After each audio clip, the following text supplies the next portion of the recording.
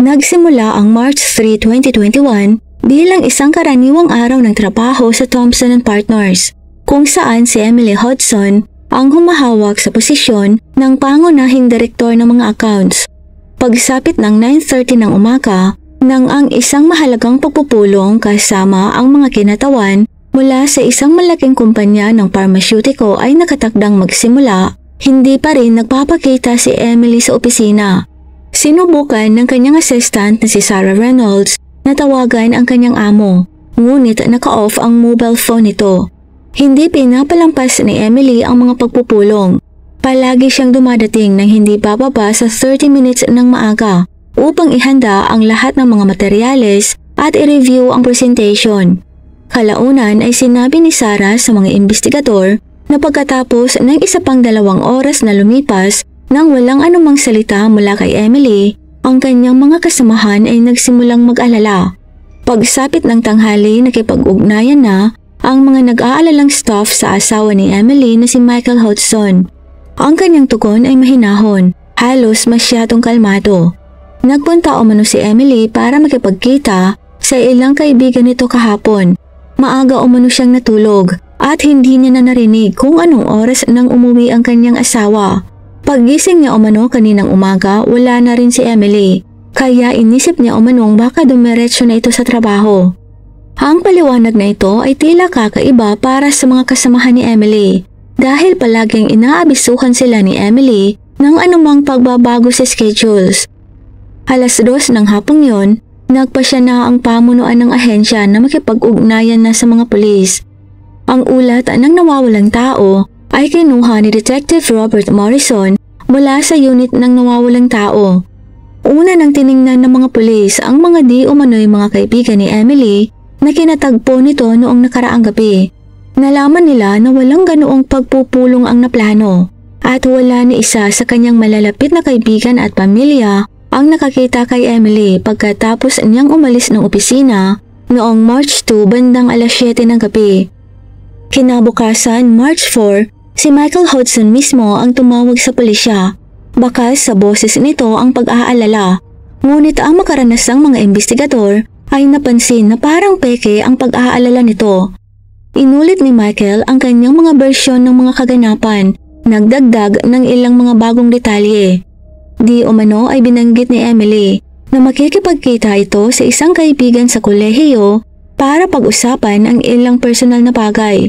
Gayunpaman, ang pagsusuri sa impormasyong ito ay hindi rin humantong saan man. Walang sinuman sa kanyang mga kakilala sa university ang nagkumpirma ng anumang pagkikita o pagkikipag-usap kay Emily noong gabing yon. Agad na sinimula ng pulisya ang kanilang karaniwang pamamaraan ng pagsisiyasat ng nawawalang tao. In-interview nila ang mga kapitbahay, sinuri ang mga surveillance camera sa lugar at sinimulang hanapin ang kotse ni Emily na isang silver BMW X5. Hiniling din ng mga investigador ang mga talaan ng telepono at bank transactions ni Emily.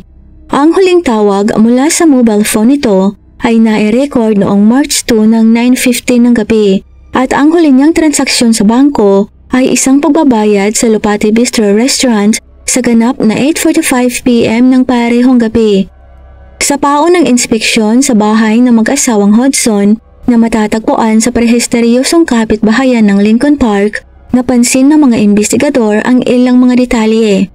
Ang 2 palapag na mansyon na nagkakahalaga ng higit sa $2 million o mahigit 116 million pesos sa kasalukuyan ay lumitaw na parang wala namang may mali. Ngunit ang ilang maliliit na detalye ay namumukod tangi mula sa pangkalahatang larawan ng pedantic order na ayon sa mga kaibigan ng pamilya ay palaging pinapanatili ni Emily. Sa master's bedroom sa 2 palapag, ang mga damit ay maayos na nakasabit sa walk-in closet at ang mga cosmetics at toiletries ay perpektong nakaayos sa vanity. Gayunpaman sa bedside table may mga tinanggal na hikaw at isang hindi natapos na librong may bookmark na parang balak ni Emily na bumalik sa pagbabasa. Sa banyo nakakita sila ng basang tuwalya na walang ingat na itinapon sa gilid ng tub na ayon sa kasambahay si Maria Gomez ay ganap na wala sa personalidad ni Emily. Sa kusina, interesado ang mga investigador sa isang kalahating di natapos na tasa ng kape na may mga marka pa ng lipstick. Itinatag ng forensic na ang kape ay ginawa noong gabi ng March 2. Kinumpirma ito ng paggamit ng automatic lock ng coffee machine. Sa tabi ng tasa ay nakalapag ang mobile phone ni Emily, isang pinakabagong modelong iPhone 12 Pro na protektado ng biometric security. Ang katotohanan na ang cellphone ni Emily ay naiwan sa bahay ay nagtaas ng malubhang hinala. Ayon sa mga kasamahan, hindi kailanman iniiwan ni Emily ang kanyang mobile phone. Si Detective Morrison ay nagbigay ng espesyal na atensyon sa pag-uugali ni Michael Hodgson. Sa panahon ng inspeksyon, napanatili ng investment banker ang isang malinaw na kalmadong kilos. Sinagot ang mga tanong ng malinaw at maigsi, ngunit iniiwasan ang pagkikipag-eye contact sa mga pulis. Nang sinimula ng forensics ang pagproseso ng mga surfaces para sa fingerprints, kapansin-pansin na natiten si Michael, kahit na sinubukan niyang itago ito. Sa mga unang panayam ng kapitbahay, lumitaw ang kakaibang detalye. Ang mga Parker na nakatira sa bahay sa kabilang kalye ay nakakita ng isang di kilalang itim na sasakyan.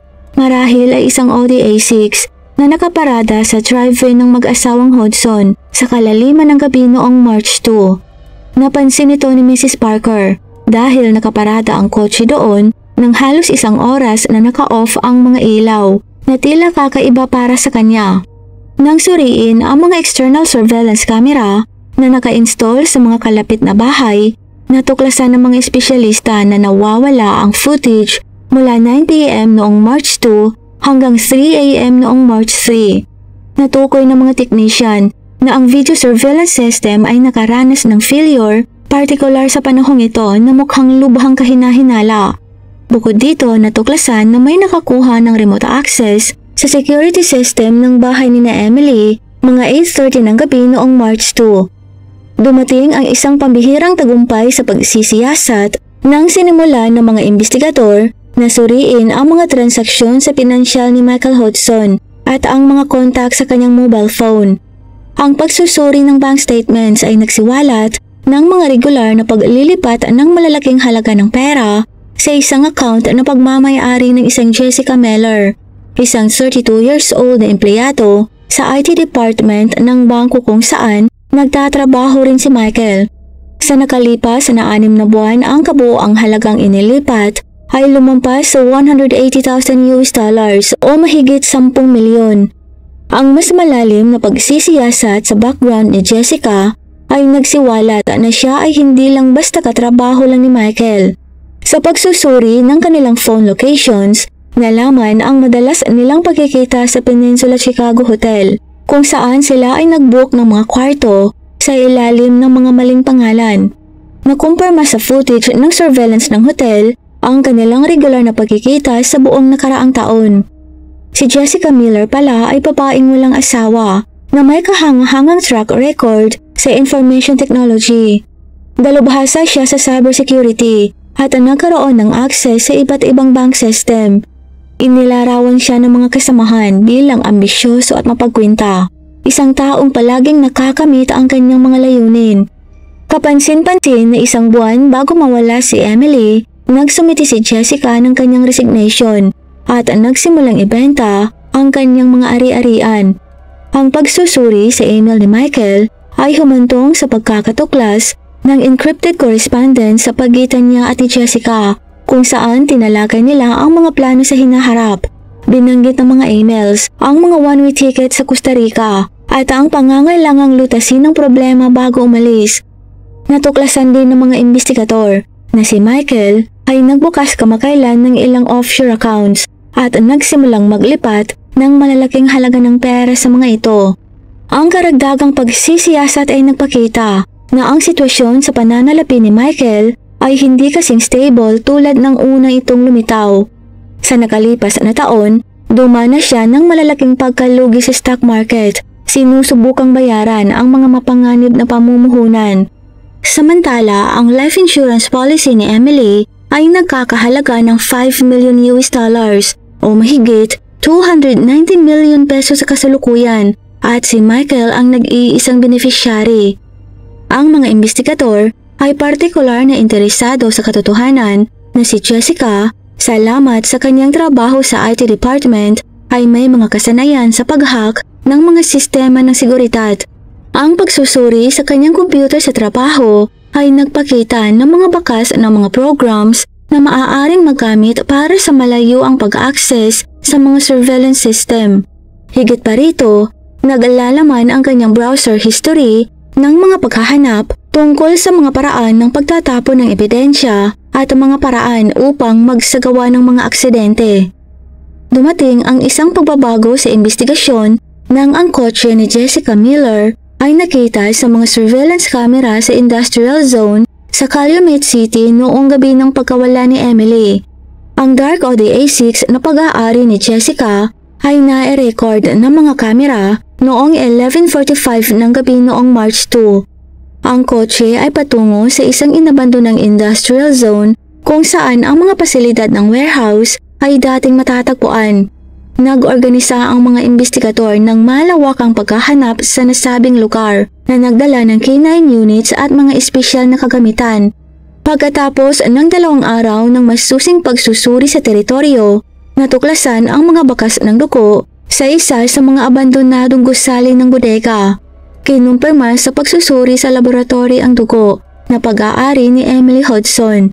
Sa parehong lugar natagpuan ng forensics ang mga particle ng tela na tumutugma sa mga damit na suot ni Emily noong araw ng kanyang pagkawala. At di nagtagal sa araw ding yon, sa sulok na bahagi ng isang makitid na espasyo ng warehouse, natagpuan ng mga pulis ang wala ng buhay na katawan ni Emily na nagsisimula ng maagnas. Agad namang dinala ng mga otoridad ang kanyang katawan para sa pagsusuri.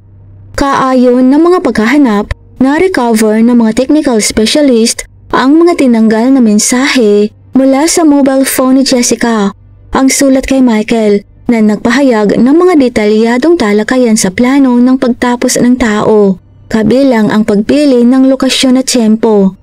Ang isang partikular na interes ay isang mensaheng ipinadala ni Jessica noong March 2 ng 10:30 ng gabi. Sinabi ditong handa na ang lahat at naghihintay na lang ng signal na maikling nireplyan ni Michael na papalabas na siya ng restaurant. Itinatag din ng mga investigador na 1 linggo bago mawala si Emily, si Michael ay bumili ng iba't ibang mga medikal na gamot sa dark web, kabilang ang mga napakatapang na gamot pampakalma. Ang pagbabayad ay ginawa sa pamamagitan ng cryptocurrency, ngunit nagawang matrace ng mga specialists ang transaksyon sa isang palitan kung saan pinakonvert ni Michael ang regular na pera sa Bitcoin. Sa pangalawang paghahanap sa bahay ng mag-asawa, natuklasan ng mga investigador ang isang nakatagong compartment sa ilalim ng mga floorboard ng garahe na naglalaman ng damit na may bahid ng dugo at mga walang laman na bote ng matatapang na gamot. Ang pagsusuri ng DNA ng dugo sa mga damit ay nakumpirma na ito ay pag-aari ni Emily. Nagkaroon din ng access ang mga detectives sa mga recordings mula sa mga kamera ng kalapit na surveillance camp ng mga bahay na hindi konektado sa general security system ng kapitbahayan. Isang recording ang nagpakita ng 2 tao, marahil sina Michael at Jessica, na may bitbit na malaking bundle mula sa bahay patungo sa isang kotse noong huling bahagi ng March 2. Bagamat hindi perpekto ang kalidad ng pagka-record, kinumpirma ng mga eksperto sa pagsusuri ng video na ang mga pisikal na parameter at pananamit ng suspect ay tugma. Dahil dito, sapat na ang ebidensya ng mga investigador para makagawa ng pag-aresto. At noong March 27, 2021, inaresto sina Michael at Jessica sa kasong pagtapos kay Emily Hodson. Bagamat mariing pinabulaanan ng dalawa ang asunto, dahil sa bigat ng ebidensya laban sa kanila, nanatili silang nakapiit sa kulungan habang naghihintay ng paglilitis. Ibinasura din ang kanilang tangkang makapagpiyansa habang hindi pa nasisimula ng pagdinig. Ang paglilitis kina Michael Hodson at Jessica Miller ay nagsimula noong October 4, 2021 sa County Circuit Court. Puno ang courtroom, maraming kinatawan ng media, mga kamag-anak ng mga biktima at ng mga nasasakdal at mga miyembro ng publiko ang naroroon.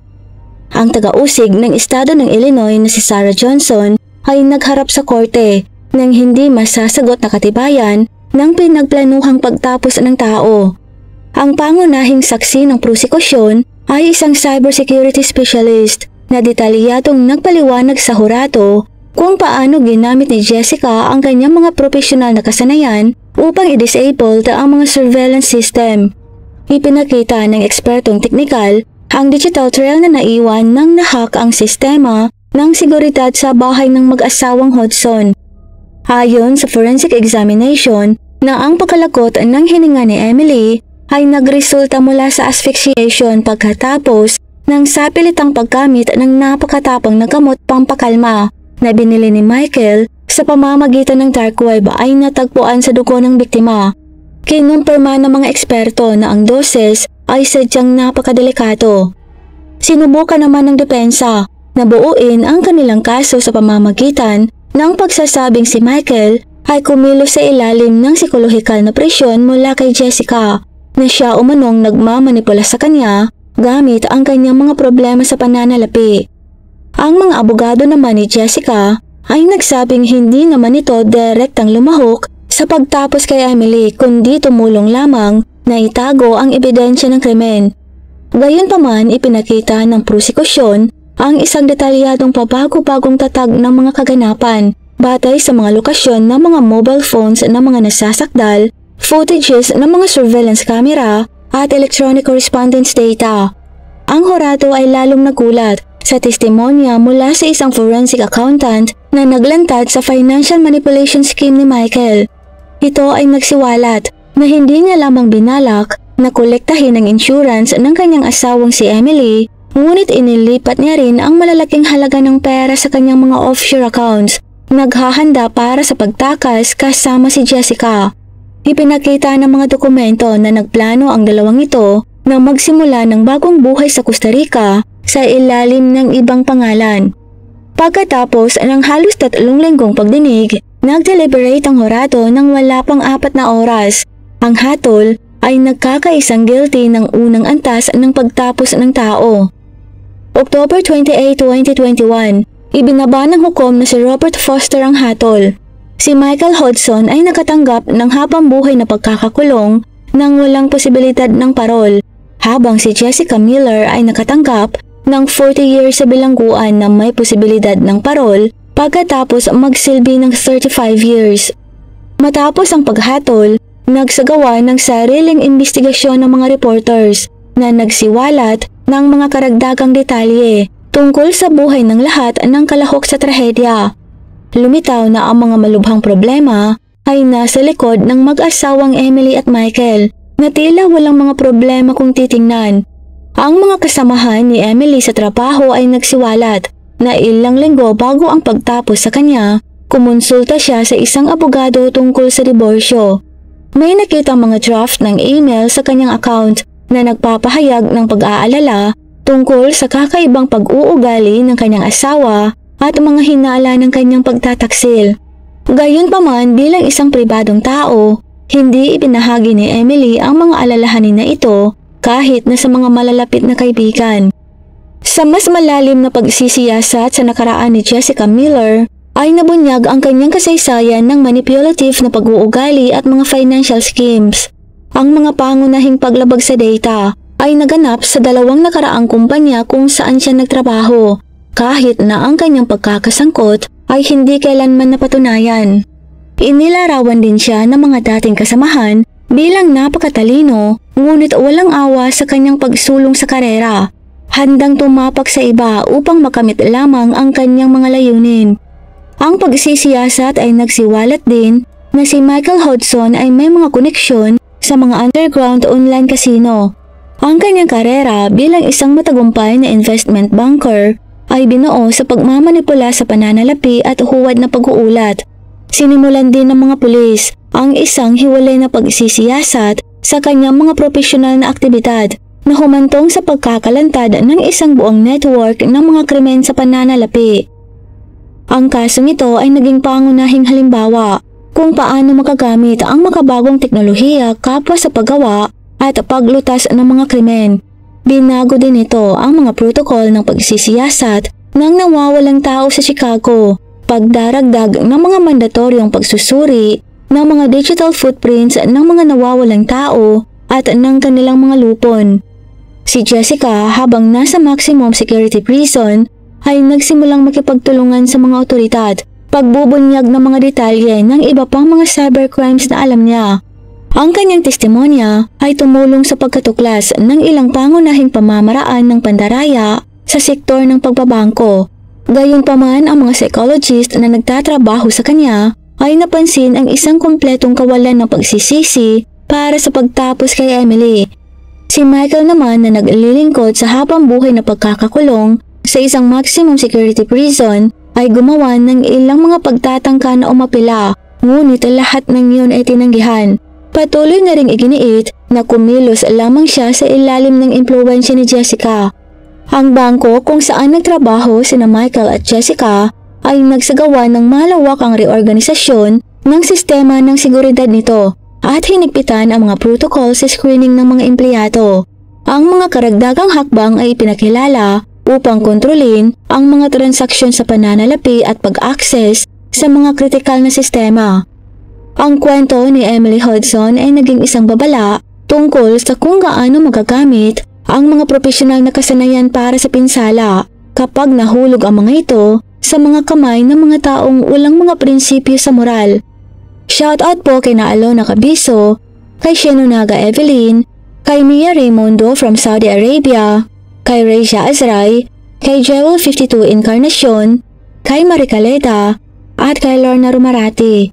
At sa inyo pong lahat na nanonood, maraming salamat po. Huwag pong kalimutang mag-like at mag-subscribe kung hindi niyo pa po nagkakawa. Advance Happy New Year po sa inyong lahat. Naway pagpalain po ng may kapal ang ating 2025. Ito lang po para sa araw na ito. Mag-iingat po tayong lahat. Paalam!